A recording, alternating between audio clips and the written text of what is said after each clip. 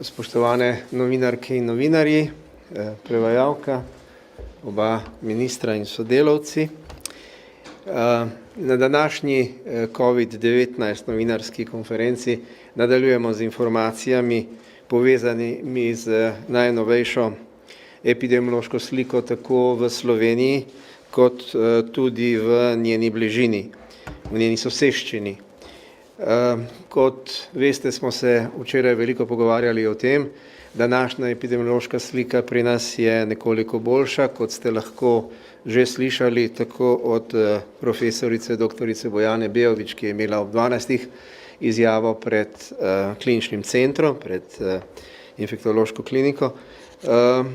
Je danes 7 pozitivnih, od tega so 3 iz uvoza, od tega 2 prihajata iz Bosne in Hercegovine, 1 iz Srbije, 1 je z njima povezan, tako so skupaj 4. Za enega enostavno ni mogoče ugotoviti, odkot je prišla infekcija, medtem ko epidemiološka preiskava v 2 primerih v tem trenutku še poteka in nam NIJZ ni v stanju dati bolj določnega odgovora. Vlada Republike Slovenije se je danes seznanila z oceno tudi v celotni Evropski uniji, v njeni soseščini, tudi v italijanskih regijah. Gre za oceno, ki jo redno pripravlja Nacionalni inštitut za javno zdravje, in na podlagi teh ocen je seznama epidemiološko varnih držav in administrativnih enot z uveljavitvijo na 25. junij, se pravi od jutri dalje, črtala Veliko vojvodstvo Luksemburga, kjer je ta številka zlezla čez 10, zdaj je preko 11. Mi imamo postavljen zelo visok prag, 10 okužb na 100.000 prebivalcev v 14-dnevnem intervalu, in tudi Republiko Črno goro. S tem sta ti 2 državi iz seznama zelenih držav zdrsnili v vmesno območje, kjer so tako imenovane rumene države. Glede na oceno epidemiološke situacije pa je vlada ravno tako razširila rdeči seznam in je z istim datumom, se pravi z jutrišnjim dnem, dodala na ta seznam tudi Portugalsko republiko in Republiko Albanijo, kar pomeni, da morajo vsi, ki v Slovenijo prihajajo iz teh držav, v 14-dnevno karanteno, razen tistih, ki so izjeme pod 2., 3., 4., 5., 6., 7. in 10. točko 10. člena odloka o urejanju izvajanju ukrepov za preprečitev širjenja nalezljive bolezni COVID-19. Vlada je danes tudi skrajšala veljavnost negativnega testa za COVID-19 iz prejšnjih 3 dni na samo dan in pol oziroma na 36 ur, da bi se izognila morebitnim zlorabam, ki smo jim že bili priča. Vlada je hkrati dodala tudi posebno točko, ki se nanaša na pripadnike Slovenske vojske, policije ali uslužbence državnega organa, ki se v Slovenijo vračajo po napotitvi z dela v tujini. Da bomo razumeli, zakaj gre. Slovenski kontingent v okviru KFOR-ja na Kosovu bi se moral vrniti že aprila, pa se to ni zgodilo. Takrat se je njegov mandat oziroma rotacija podaljšala zaradi epidemiološke slike, da bi zmanjšali kakršnokoli nevarnost uvoza okuženih. Ker pa ta podaljšan mandat poteče konec tega meseca, se bo ta kontingent vrnil v naslednjih dneh in jim ne bo treba iti v karanteno, ker so ves čas pod epidemiološkim nadzorom, so dol tudi testirani in zato je to izjema, ki govori o tem. No, sedaj pa bi prepustil besedo ministru za zdravje, dr. Tomažu Gantarju. Iz njegove pristojnosti je odločitev v zvezi z uporabo maske in prosim za njegovo predstavitev oziroma argumentacijo. Hvala lepa.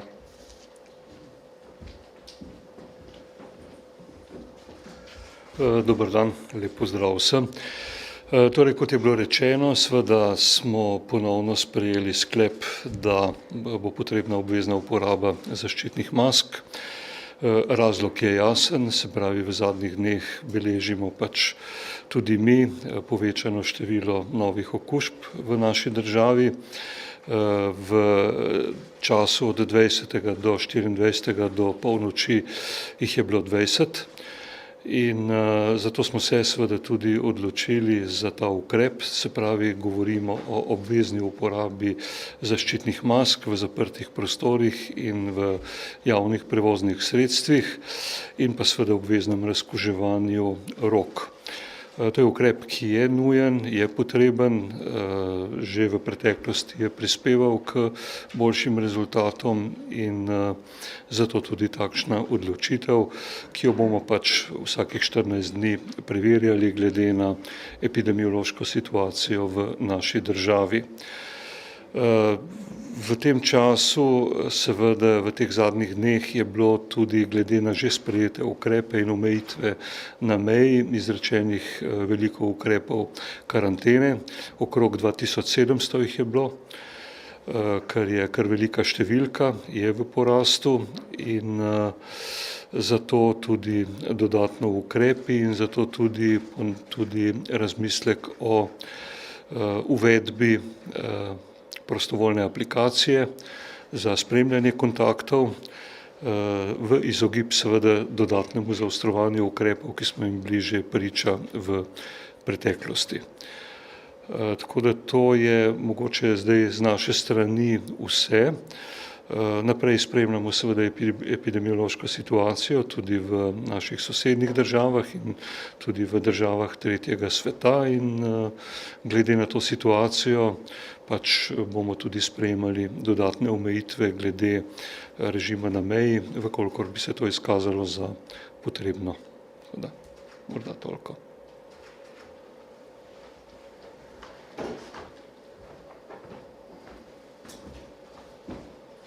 Hvala lepa ministru Gantarju. Zdaj pa prosim ministra Janeza Ciglerja Kralja, da nam kaj več pove o predlogu vlade, kako pravzaprav bolj učinkovito pomagati oziroma podaljšati izvajanje tretjega svežnja ukrepov pomoči slovenskemu gospodarstvu. Vlada je bila tukaj danes zelo enotna in odločna, pa prosim še za vašo predstavitev, potem pa bomo vsi trije na voljo za morebitna dodatna vprašanja. Hvala lepa, gospod Kacin, hvala lepa, kolega Gantar. Dober dan, spoštovane novinarke in novinarji, ostali prisotni, spoštovani državljani. Vlada je na današnji seji sprejela novelo zakona, torej dopolnitve in nekatere popravke zakona o interventnih ukrepih za omilitev in odpravo posledic epidemije COVID-19, na kratko mu rečemo PKP 3. Naj izpostavim 4 glavne rešitve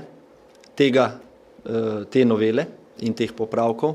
In sicer prva in gotovo najbolj pričakovana oziroma predlagana strani gospodarstva ter tista, ki bo gotovo najbolje sprejeta strani delodajalcev, je podaljšanje ukrepa začasnega čakanja na delo doma. Vlada je s tem predlogom določila, da se ta ukrep začasnega čakanja na delo doma zaradi epidemije COVID in njenih posledic podaljša za 1 mesec, torej v mesecu juliju. Hkrati pa smo določili, da se lahko s sklepom vlade to obdobje še največ 2-krat podaljša za 1 mesec. Torej najdlje do 30. septembra 2020.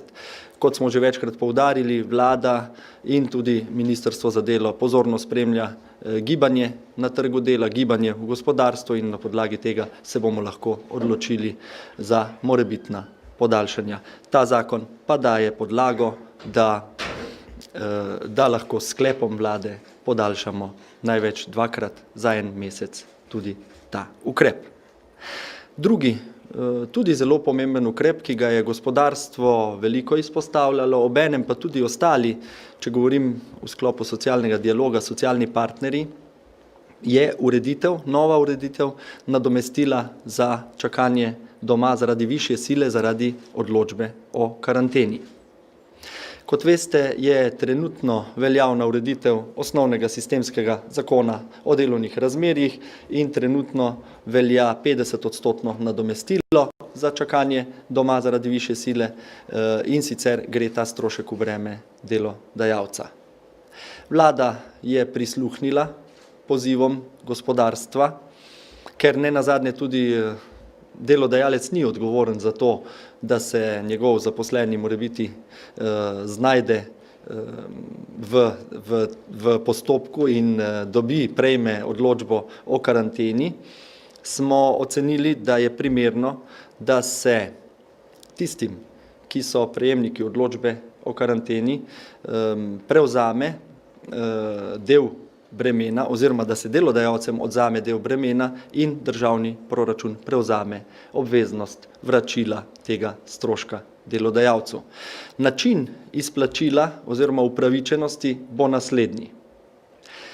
Za tiste, ki jim bo odločba o karanteni izdana na meji ob vstopu v Republiko Slovenijo, bo nadomestilo še naprej v višini 50% plače, bo pa plačano oziroma povrnjeno strani državnega proračuna.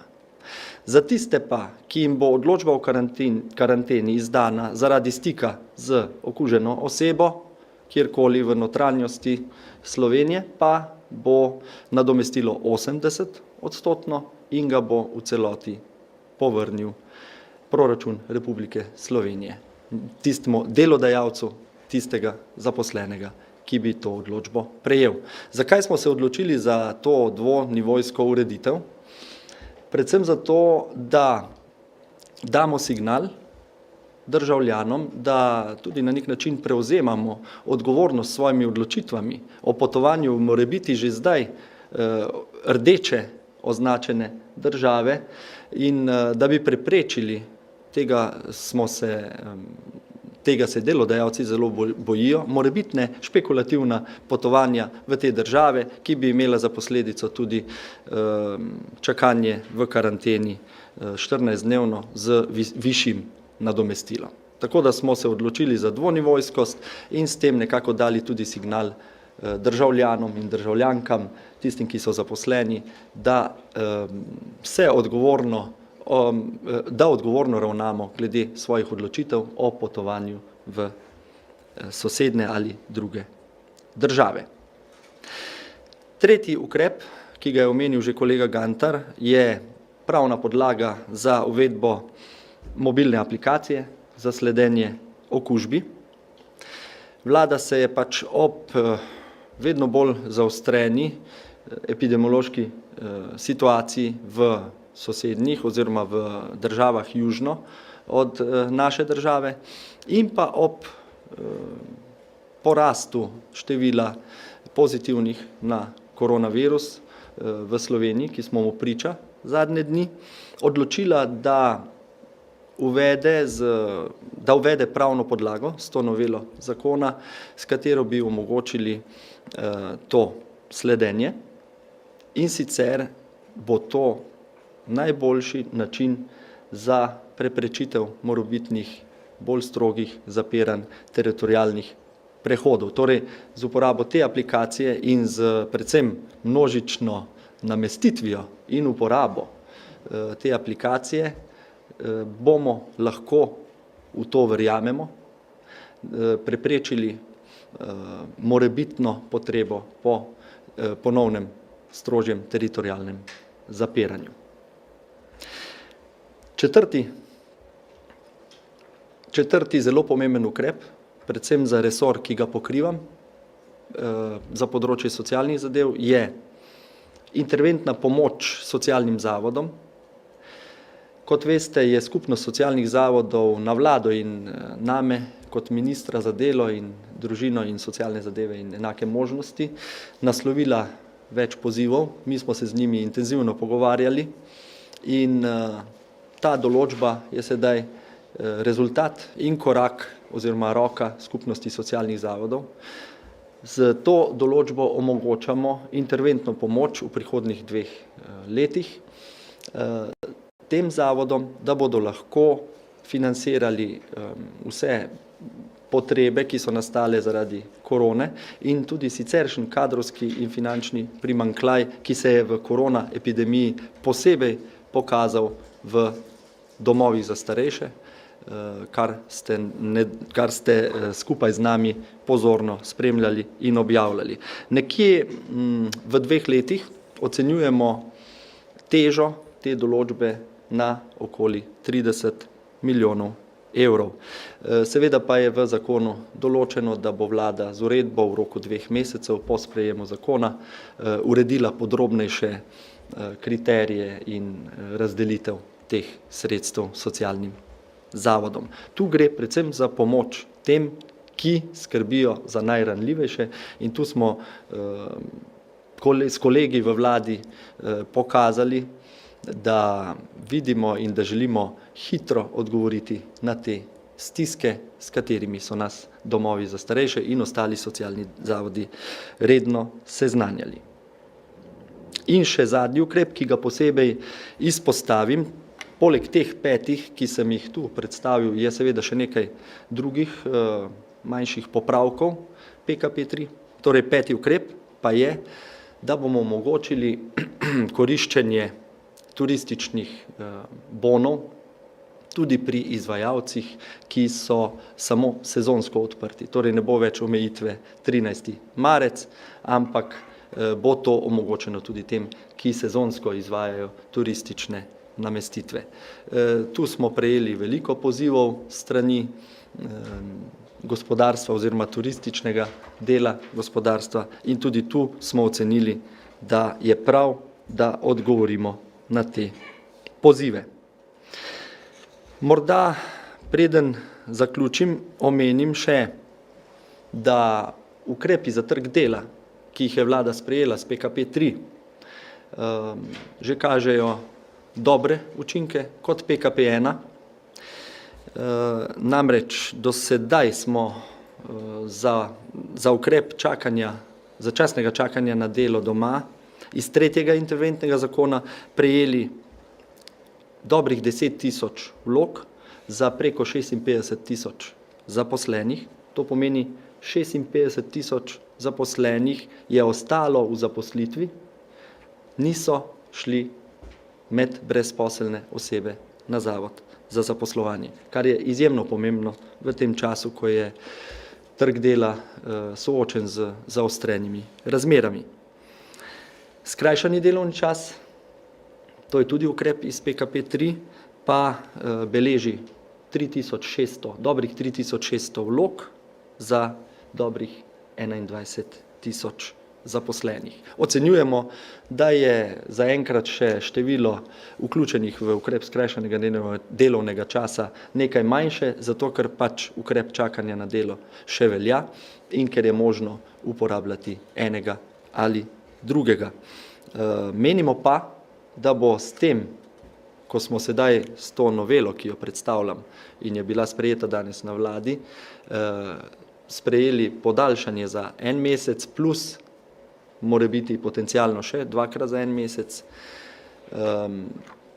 dobro odgovorili na potrebe delodajalcev in predvsem želimo dati njim signal, da naj ohranijo te zaposlene v tem delovnem razmerju, da naj ne odpuščajo.